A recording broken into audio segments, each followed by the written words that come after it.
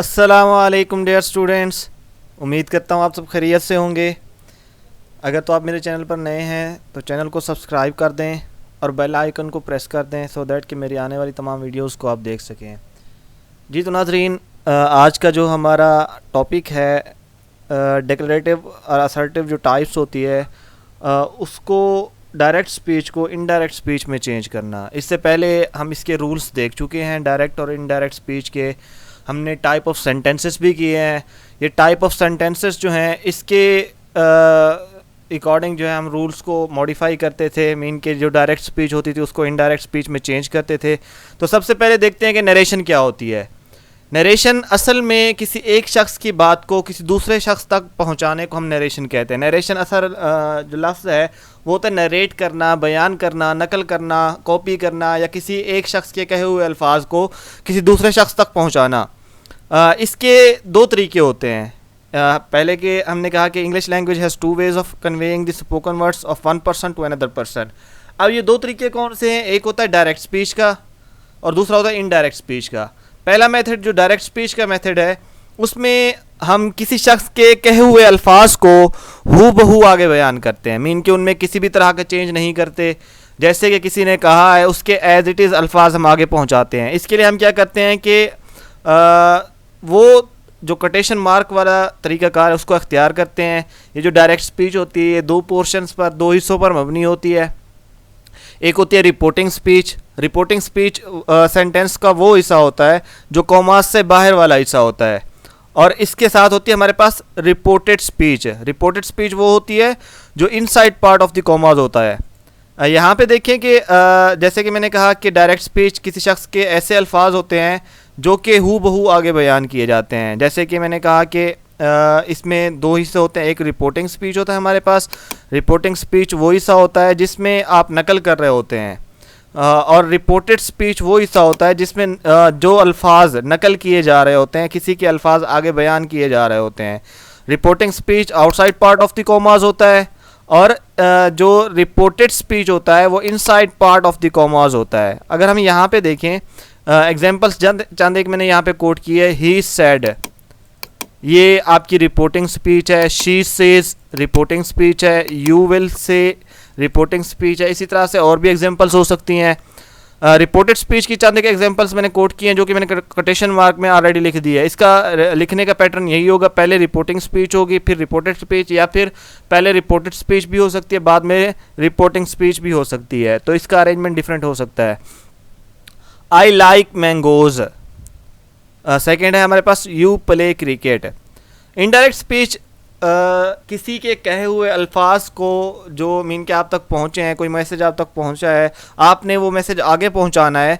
जब आप उसमें सर्टन टाइप ऑफ चेंजेस करेंगे, जो चेंजेस करने के बाद जो स्पीच बनेगी उसको हम इनडायरेक्ट स्पीच कहते हैं। मीन के अल्फाज का जो फंक्शन है वो सेम रहेगा, काम वही कर रहे हैं, मैसेज वही डिलीवर कर रहे हैं, लेकिन उसमें सर्टन टाइप ऑफ आप चेंजेस कर देते हैं। फॉर एग्जांपल यहाँ से मैंने एक सेंटेंस को कोट किया, ही सेड, और यहाँ से आई लाइक मैंगोज। यहाँ से मैंने कोट किया ही सेड और यहाँ से I like mangoes, he said. अब क्योंकि ये हमारे पास टाइप ऑफ सेंटेंस बन रही है किसकी, ये ऑप्टेटिव असर्टिव टाइप है जिसे आप डिक्लेरेटिव टाइप भी कहते हैं। अब यहाँ पे देखिए इसकी जो फॉर्म ऑफ वर्ब होगी पहली स्पीच की ही सेड, ये जो सेड है ये इस टाइप ऑफ सेंटेंस के अकॉर्डिंग चेंज होगा। अब यहाँ पे देखें ही टोल्ड, अब कोटेशन मार्क को ख़त्म किया उसकी जगह पे मैंने दैट लगाया। ही टोल्ड दैट, अब फर्स्ट पर्सन का प्रोनाउन था आई, तो इसको इसके सब्जेक्ट के अकॉर्डिंग चेंज करेंगे। अब इसके सब्जेक्ट के अकॉर्डिंग ये क्या बना हमारे पास, he told that he liked mangoes. इसी तरह सेकंड सेंटेंस मैंने यहाँ पे कोट किया, she says you play cricket. She told that I played cricket. अब यू था तो इसका जो ऑब्जेक्ट था इसके अकॉर्डिंग चेंज होना था, तो यहाँ पे ऑब्जेक्ट नहीं था, उसकी जगह पे हमने यू, डेफिनेट सी बात है कि आई में चेंज होता है। She told that I played cricket.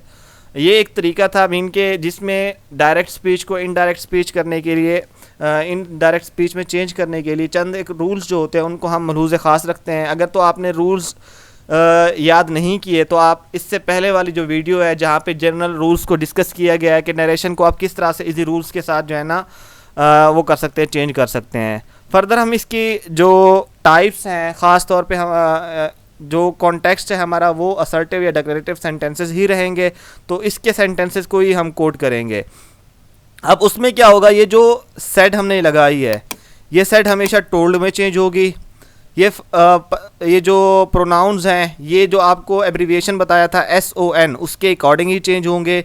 Tense भी इसी के अकॉर्डिंग चेंज होगा। अगर यहाँ पे सेड आएगा तो अगला जो टेंस होगा वो चेंज होगा। अगर तो ये जैसे यहाँ पे सेज आ गया है या यहाँ पे विल से आ गया है तो इसका टेंस चेंज नहीं होगा, टेंस सेम रहेगा। एक और चीज़ जो एडिशन में मैंने आपको बताई थी कि एक जहाँ पे यूनिवर्सल ट्रूथ की बात हो रही हो तो उस तरह का जो सेंटेंस होगा वो भी चेंज नहीं होगा, उसका टेंस भी सेम ही रहेगा।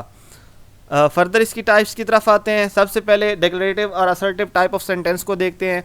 डिक्लेरेटिव टाइप ऑफ सेंटेंस ऐसे टाइप ऑफ सेंटेंस होते हैं जिनमें कोई जनरल इन्फॉर्मेशन जो है वो डिलीवर कर दी जाती है, कोई मैसेज जो है आगे पहुंचा दिया जाता है, कोई राय, कोई तहकीक, कोई वजाहती जुमले जो हैं वो आगे बयान कर दिए जाते हैं, बता दिए जाते हैं। A declarative sentence is a simple statement used to communicate a fact, an opinion, an observation और an explanation. Declarative sentences always end in a period. इनके एंड पे डेफिनेट सी बात है कि फुल स्टॉप होता है। फॉर एग्ज़ाम्पल ये डायरेक्ट स्पीच के अकॉर्डिंग ही मैंने जो सेंटेंसेस है उनको कोट किया है।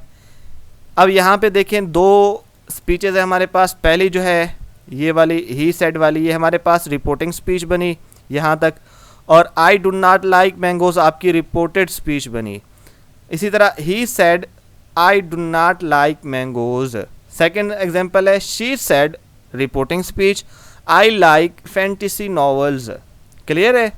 नेक्स्ट चलते हैं हम इनके फॉर्मेशन की तरफ कि हम इनको फॉर्म करने के लिए डायरेक्ट स्पीच को इनडायरेक्ट स्पीच में चेंज करने के लिए किन रूल्स को फॉलो करते हैं। ये रूल्स बड़ी डिटेल के साथ मैंने पहले लेक्चर में बताए हैं, इनको एक दफ़ा और डिस्कस करते हैं हम। रूल नंबर 1, ये मैंने उनके एब्रीविएशंस यूज़ किए हैं, वैसे इनको डिटेल में समझाया आपको फर्स्ट लेक्चर में। अगर तो आपने रूल्स देखने हैं तो वो वाली वीडियो को आप दोबारा देख सकते हैं। सबसे पहला रूल क्या होता है, change the reporting verb according to the type of sentence. जो भी टेंस टाइप ऑफ सेंटेंस होगा उसके अकॉर्डिंग रिपोर्टिंग वर्ब को हम चेंज करेंगे। जैसे मैंने कहा कि डिक्लेरेटिव की है तो जो सेड है वो टोल्ड में चेंज हो जाएगा। इसी तरह अगर इंट्रोगेटिव है तो उसका जो सेड है वो आस्क्ड या इंक्वायर्ड में चेंज हो जाएगा। इसी तरह से ये चेंज होंगे। Rule number 2, replace commas with conjunctions. जहाँ पे भी कॉमास इस्तेमाल किए हैं उनको जब इनडायरेक्ट स्पीच में चेंज करेंगे तो उन कॉमास की जगह पे आपने कंजक्शन जो सबसे ज़्यादा रिपीट होने वाला है वो दैट है तो उस कंजक्शन का इस्तेमाल करना है। इंट्रोगेटिव में वेदर और इफ इस्तेमाल होते हैं। Secondly rule number 3, change of pronouns according to SON. ये आपको बताया अगर तो फर्स्ट पर्सन के प्रोनाउन होंगे तो वो सब्जेक्ट के अकॉर्डिंग चेंज होंगे। सेकेंड पर्सन के प्रोनाउन जो यू है वो पहली स्पीच जो रिपोर्टिंग स्पीच है उसके ऑब्जेक्ट के अकॉर्डिंग चेंज होंगे। और जो थर्ड पर्सन के प्रोनाउन है वो चेंज नहीं होंगे, सेम रहेंगे। Rule number 4, change the tense if reporting verb is in the past. जो कॉमा से बाहर वाला हिस्सा है अगर तो उसकी फॉर्म ऑफ वर्ब जो है पास्ट है तो अगला टेंस जो है जो रिपोर्टेड स्पीच होगी उसका टेंस भी चेंज करना पड़ेगा। अगर तो वहाँ पे प्रेजेंट टेंस आ जाता है तो ये रिपोर्टेड स्पीच होगी वो चेंज नहीं होगी, वो सेम रहेगी। Rule number 5, change the adverb of time and place. अगर तो ये डिपेंड करता है रूल नंबर 4 के ऊपर। अगर तो रूल नंबर 4 इम्प्लीमेंट होता है मीन के टेंस चेंज होता है तो एडवर्ब्स जो हैं वो चेंज होंगे। अगर तो टेंस चेंज नहीं होता तो एडवर्ब्स भी चेंज नहीं होंगे, एडवर्ब्स सेम रहेंगे अगर तो इस्तेमाल हुए हैं। ऑलमोस्ट ये इस्तेमाल नहीं हुए होते। रूल नंबर 6 क्या है कि जो मॉडल्स या ऑक्सिलरी जो वर्ब्स वगैरह वो इस्तेमाल हुए हैं, जैसे विल है, विल को वुड के साथ, शेल को शुड के साथ, मे को माइट के साथ और कैन को कुड के साथ रिप्लेस कर देना है। एक ये बात आपको पहले बताइए कि अगर यूनिवर्सल ट्रूथ हो, रूटीन हो या रिपीटेड हो तो टेंस जो है चेंज नहीं होगा, चाहे और जो रिपोर्टेड वर्ब है रिपोर्टिंग वर्ब है चाहे वो पास्ट में ही क्यों ना हो तो रिपोर्टिंग जो टेंस है वो चेंज नहीं होगा। चंद एक एग्जांपल्स को यहाँ पे कोट किया है उसको देखते हैं।